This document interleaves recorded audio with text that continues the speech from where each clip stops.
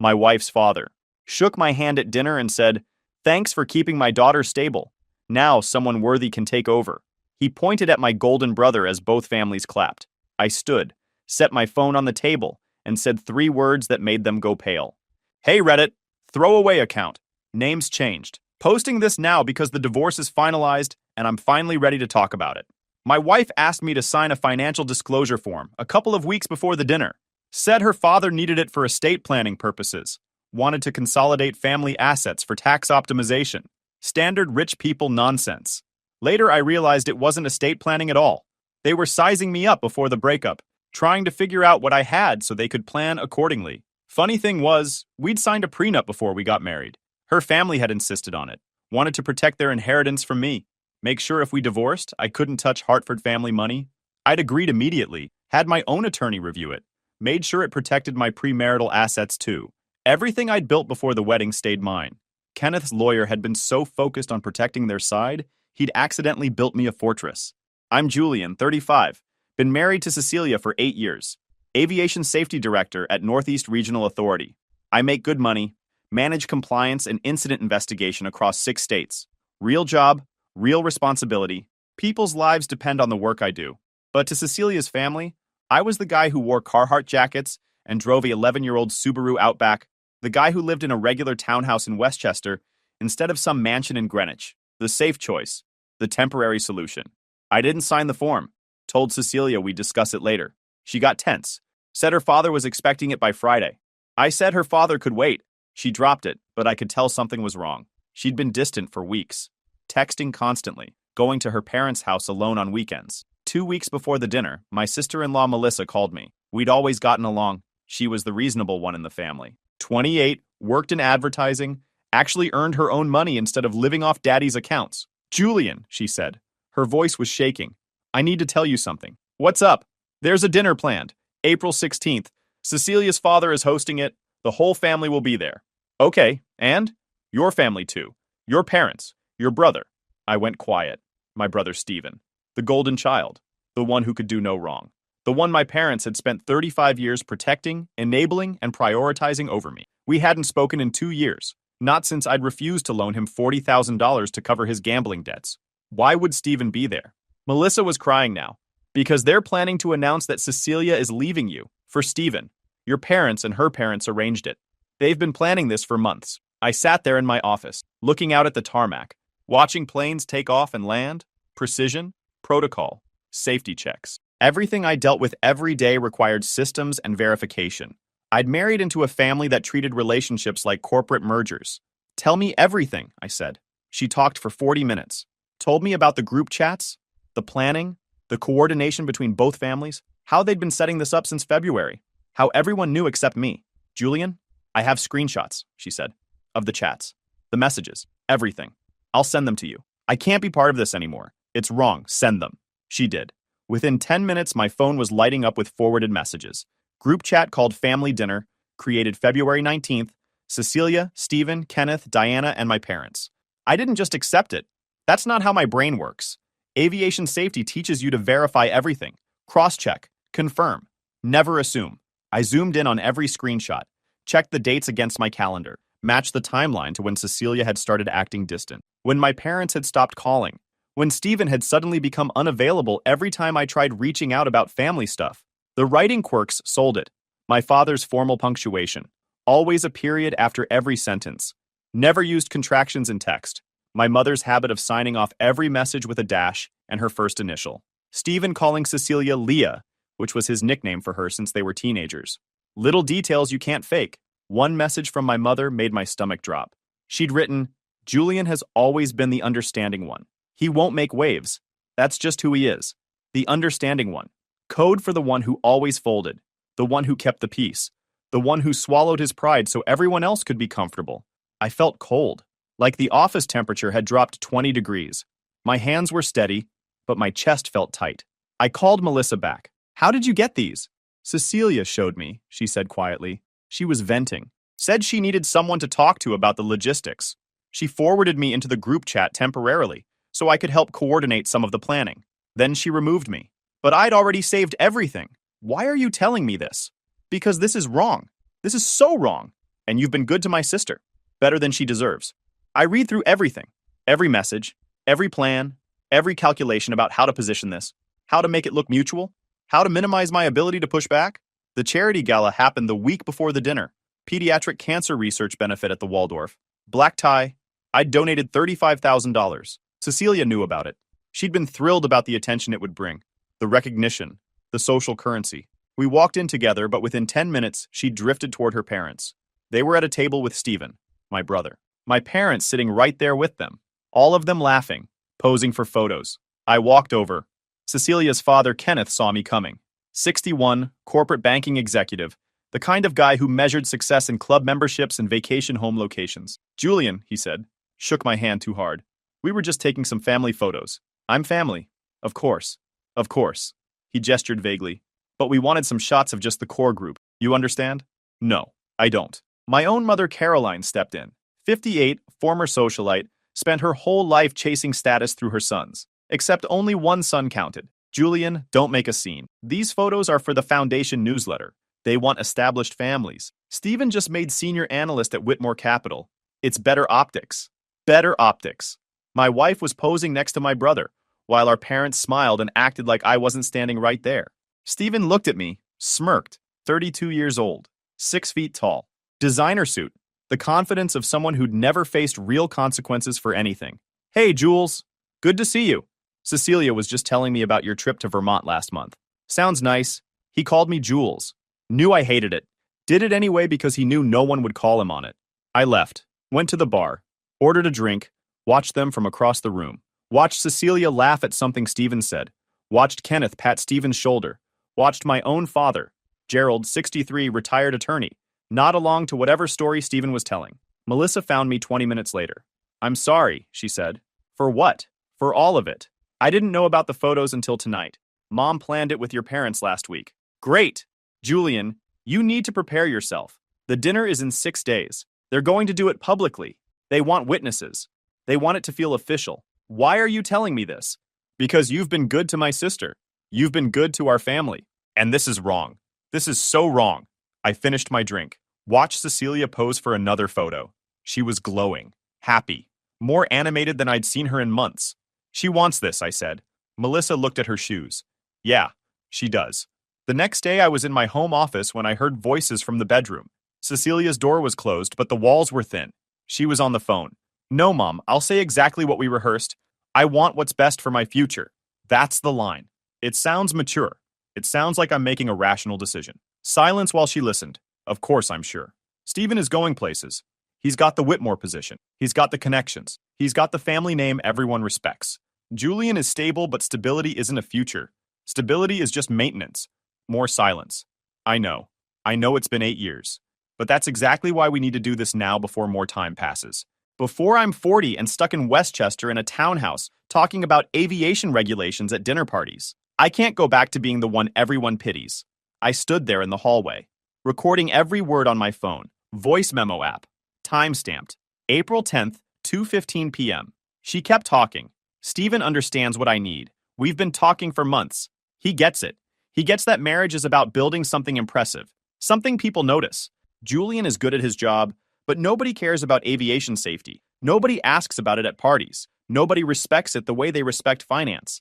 I saved the recording, backed it up to 3 different cloud accounts, sent a copy to my personal attorney, Rebecca Santos, partner at Dalton & Associates, 15 years experience in family law. I'd kept her on retainer since the gala. Had a feeling I'd need her. Rebecca called me an hour later. Julian, this is damaging. Combined with what your sister-in-law sent you, you have serious documentation here. Yeah, I understand.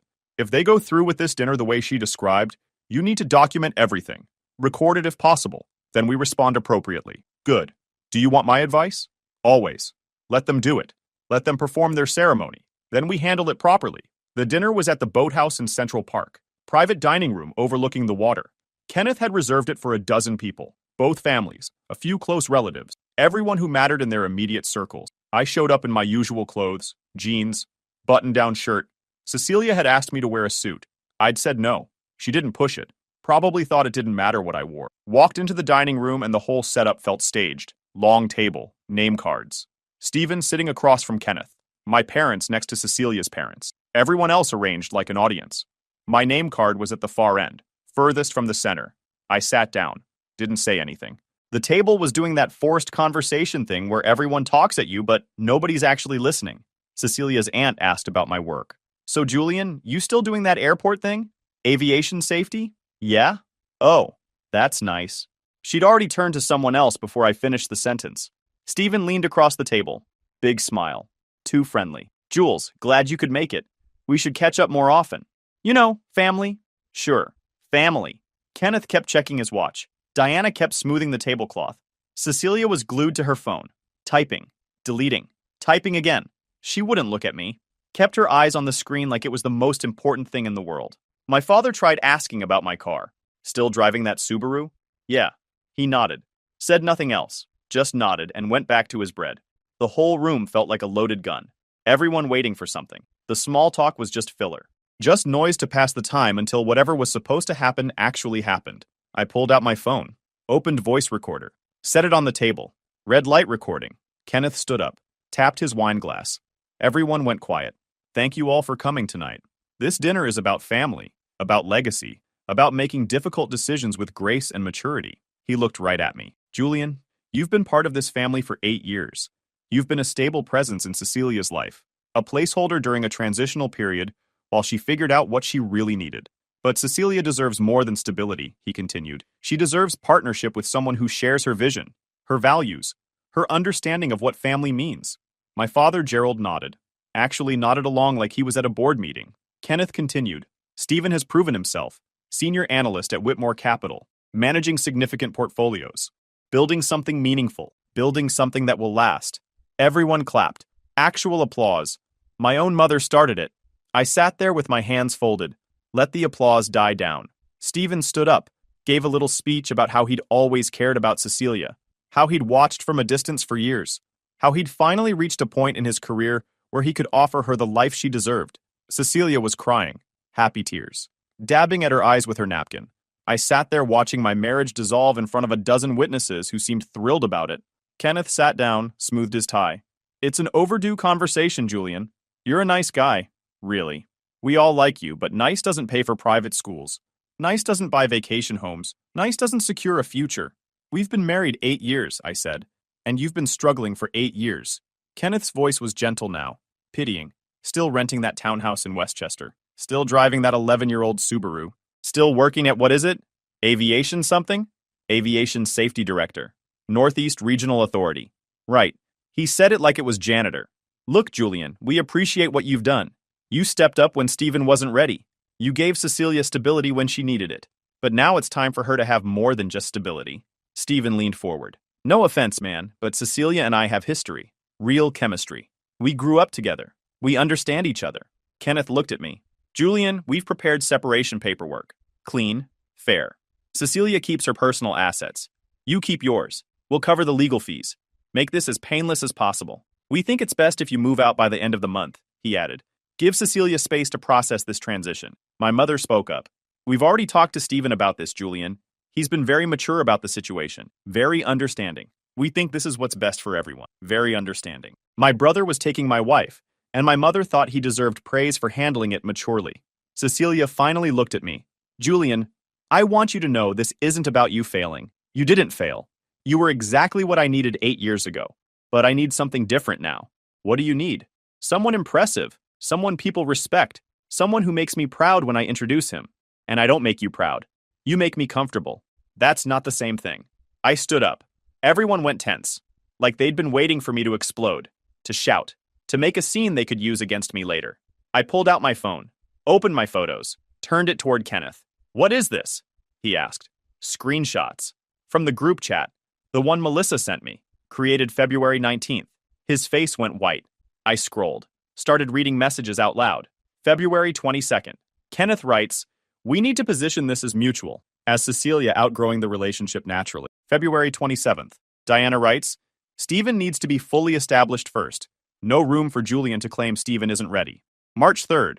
My father writes, Julian will be upset, but he'll accept it. He always accepts things. He's not a fighter. I kept scrolling. March 10th. Cecilia writes, I've been setting up the financial separation quietly, moving my personal accounts, Establishing credit independently. When we announce I want to be able to leave immediately. March 15th. Stephen writes, should I reach out to Julian beforehand or just let it happen at dinner? March 16th. My mother writes, let it happen at dinner. Cleaner that way. Less room for him to negotiate. The room was dead silent. I pulled up another screenshot. Different group chat.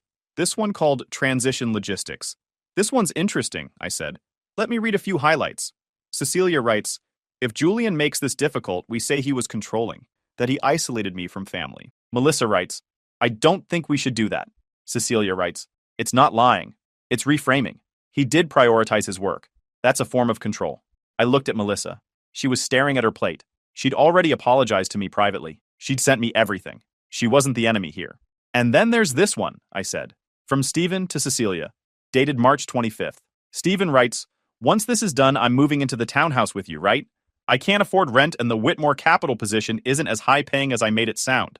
The table erupted. Kenneth started shouting. My father stood up. Stephen looked like he'd been hit. I kept going. Cecilia writes back, wait, you lied about the salary? Stephen writes, I exaggerated. Senior analyst sounds better than junior analyst, and the portfolio numbers are team totals, not individual. But it doesn't matter. Your dad said he'd help us financially. That's the whole point. Kenneth's face went purple. I pulled out a folder. Set it on the table. Divorce papers. Filed this morning. My lawyer has everything documented. Cecilia stood up.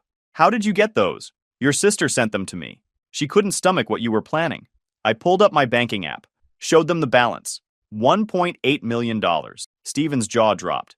I'd been investing quietly for years, and I wasn't remotely broke. Kenneth's face had gone gray. Diana actually gasped. I kept it quiet because Cecilia asked me to. I looked at my wife. Remember 2 years into our marriage? You said your family was judgmental. Said they'd treat me differently if they knew about money. Said it was better if they just thought we were normal middle-class people. I paused. Guess you were right about that. You've been lying to us? Kenneth sputtered. For 8 years? No. You never asked. You assumed. I wore normal clothes, drove a normal car, lived in a normal place. You filled in the rest with your own prejudices. I pulled out another document. Stephen's credit report. I showed them the score. 492. I showed them the debts. Over $100,000. Credit cards. Personal loans. Defaulted car lease. And you thought he was going places, I said to Cecilia. Kenneth tried again. Julian, this doesn't have to be adversarial. You tried to trade my wife to my brother like she was a corporate asset. You involved my parents. You planned this for months. You created group chats to coordinate my humiliation.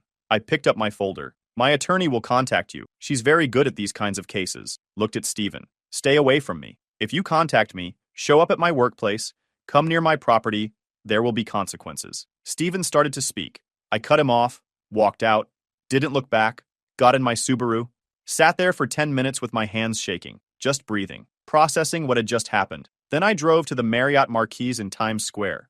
Had a suite booked, king bed, room service. My phone started ringing immediately. Cecilia, Kenneth, my parents, Stephen, numbers I didn't recognize. Blocked all of them. Every single number.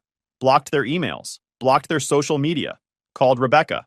How'd it go? She asked. Exactly like you said it would. Good. We'll handle everything properly from here. Rebecca filed everything on Monday. The documentation was thorough. All the screenshots Melissa had sent. All the recordings. The timeline of planning.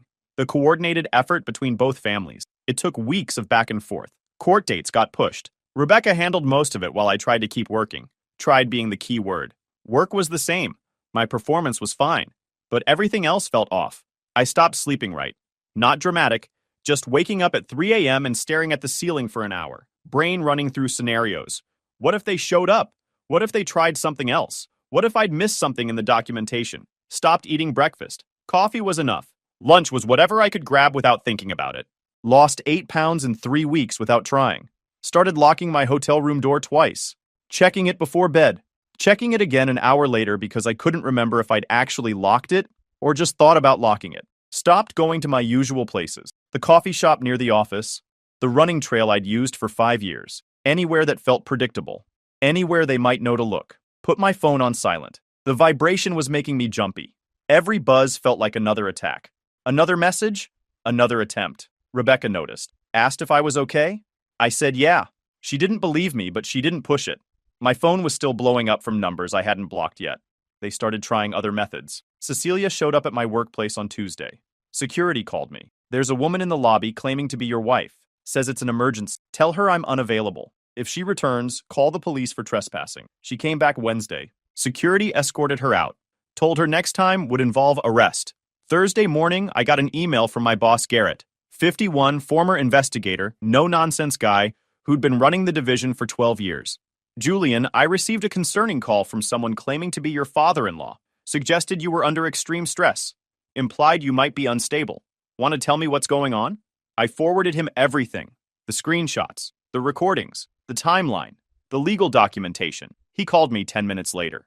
This is legitimately insane. Your own parents were in on this? Front row seats. I'm putting a security flag on your file. If anyone calls about you, I'm referring them to legal. And for what it's worth, your performance reviews are flawless. If you need time off, take it. Otherwise, business as usual. I kept working, stayed focused, didn't let it touch my job performance. Professional separation.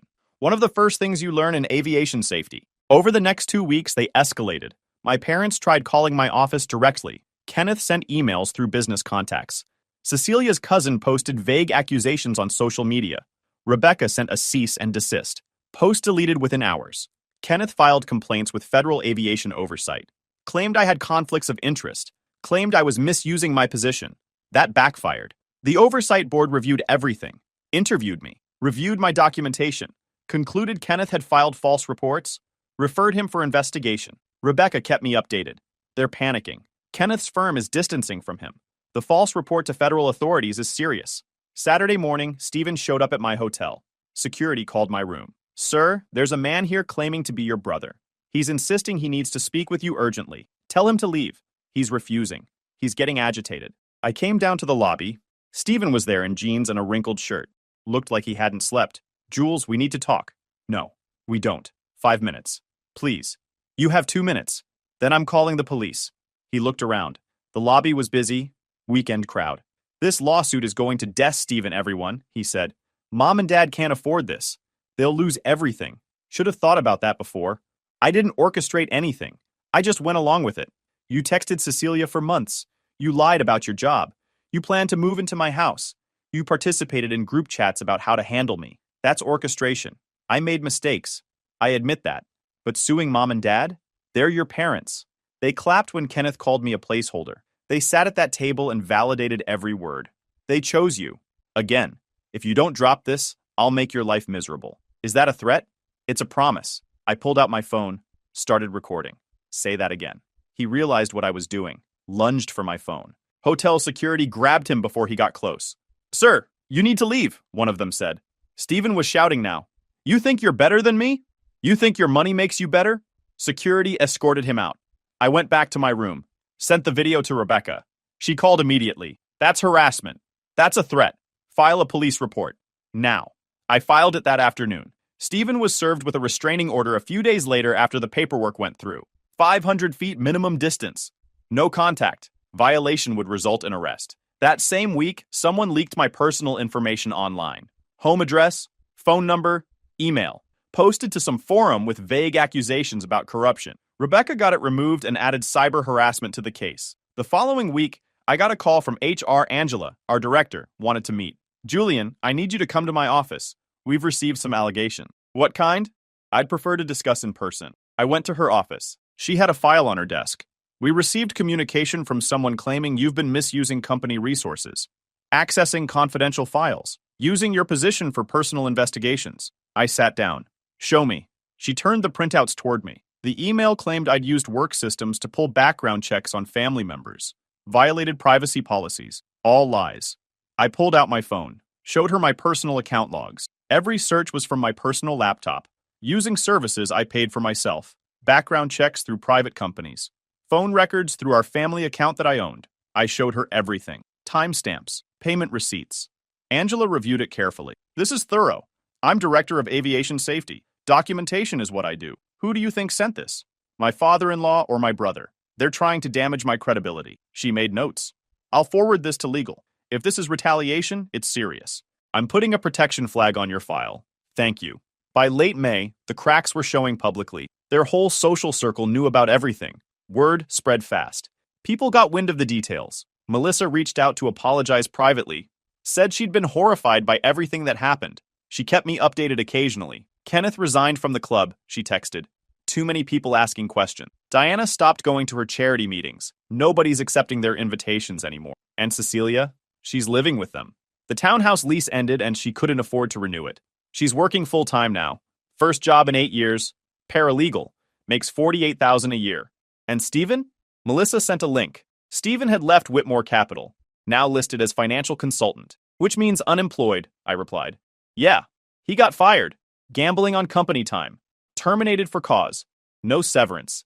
He's living with your parents. His credit is too damaged for apartment approval. Settlement offers started coming. Kenneth offered $200,000 initially. Rebecca told him to revise. He revised to $400,000. We declined. Your parents are trying to settle too, Rebecca told me. Offering $150,000, they'd have to mortgage the house. It dragged. Motions, delays, paperwork. But as discovery continued, the offers climbed. Kenneth eventually hit $600,000. My parents stayed at $150,000 with the mortgage requirement. Cecilia offered her BMW and $8,000 cash, all she had. Cecilia was countersuing, claiming I'd stolen marital assets, hidden money, committed fraud. Rebecca laughed when she saw it. This is desperation. She signed a prenup. This'll get dismissed. It got dismissed 3 weeks later. Judge ruled the prenup was valid. I'd disclosed everything required. Cecilia's lack of curiosity about finances during marriage wasn't fraud. Mid-July, Stephen violated the restraining order. I was at my new house in Hudson Valley. Saturday morning, coffee on the back deck, heard a car in the driveway. Stephen getting out of an old Honda, probably borrowed. He walked up to the deck. I pulled out my phone, started recording. You need to leave, I said. You're violating a court order. I just want to talk. You have 30 seconds before I call the police. Julian, please. This is de-Stevening everyone. Mom and Dad are going to lose their house. Kenneth is broke. Cecilia is miserable. Can't you just let it go? No. We're family. You helped steal my wife. You participated in planning my public humiliation. You lied to make yourself look better. You threatened me. You violated a restraining order. What part of that is family? I called the police. He started backing toward his car, but police arrived a few minutes later. They arrested him on my front lawn, handcuffed him, read him his rights, violation of restraining order, trespassing. He spent the night in county jail, made bail the next morning, court date set for August. My father called, left a voicemail. Julian, it's Dad. I know you don't want to talk, but Stephen is under psychiatric observation. Your mother is beside herself. He's still your brother. I didn't call back. My mother left another voicemail 2 days later. This one angry. I hope you're proud of yourself. Your brother is in the hospital because of you. You've de-Stevened this family. Over what? Pride? Because your feelings were hurt? You're cruel. I don't even recognize you anymore. I saved the voicemail, sent it to Rebecca. Stephen was convicted in mid-August. Judge ruled the psychiatric hold didn't excuse willful violation of a clear court order. Sentenced to 90 days, plus fines. My mother's voicemail got played in court. Judge noted it demonstrated continued harassment and validated the necessity of the restraining order. Trial was scheduled for early September. But 2 weeks before, everyone started trying to settle seriously. Kenneth's final offer was $600,000. Rebecca advised taking it. That's substantial damages. You're avoiding a trial, avoiding more stress. What about my parents? Still offering $150,000. They'd mortgage the house. And Cecilia? Her car and $8,000. That's all she has. And Stephen? He has nothing. But the judgment follows him forever. Wrecks his credit. Shows up on background checks. I thought about it for 3 days. About whether the money was worth it. About what I actually wanted. Then I accepted. All of it. Kenneth's $600,000. My parents' $150,000. Cecilia's car and $8,000. Stephen's judgment. The settlement was finalized on September 8th. Kenneth paid from retirement accounts. 30 years of savings, gone. My parents took a second mortgage to cover their share. They'd be paying it off for the rest of their lives. Cecilia signed over her BMW. I sold it. Stephen's judgment stood. $100,000 he'd never pay.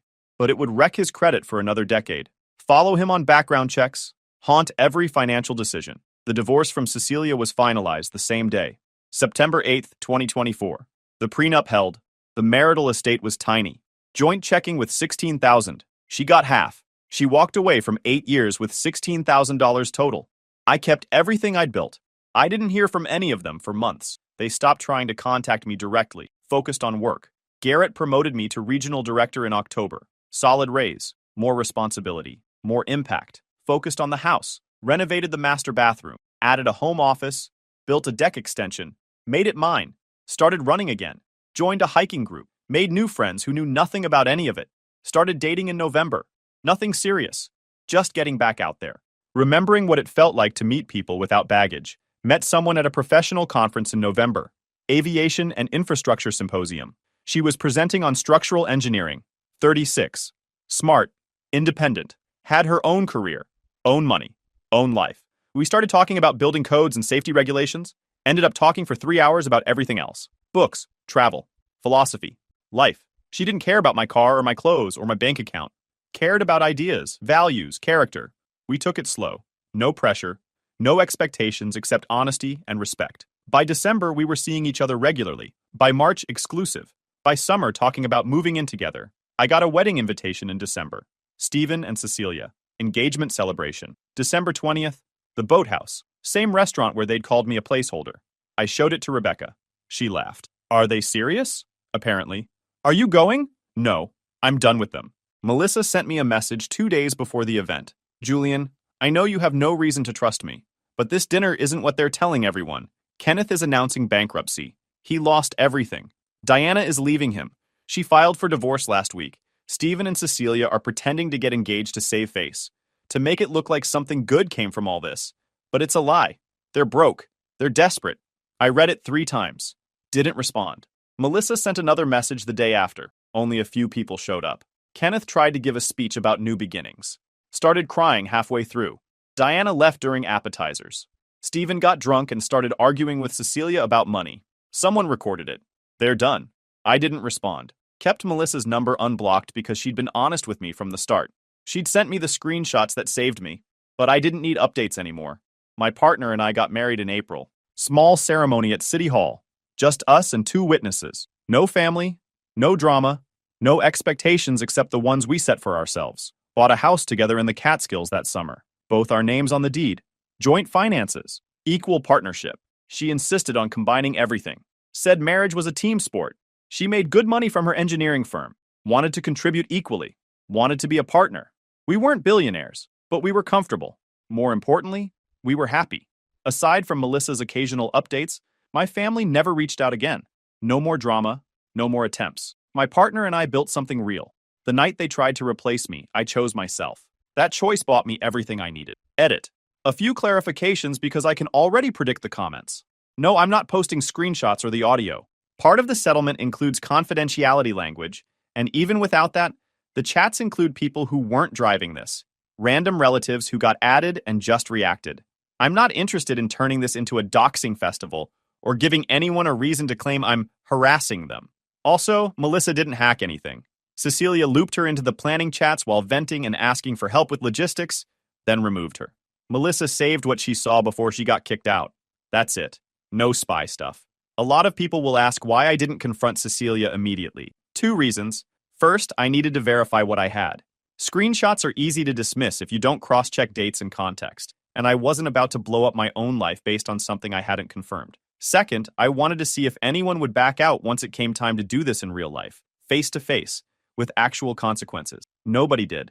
If anything, they doubled down. And for the why didn't you just leave quietly crowd, because the plan wasn't leave quietly. The plan was to publicly frame me as a temporary stepping stone and then rewrite the story afterward if I resisted.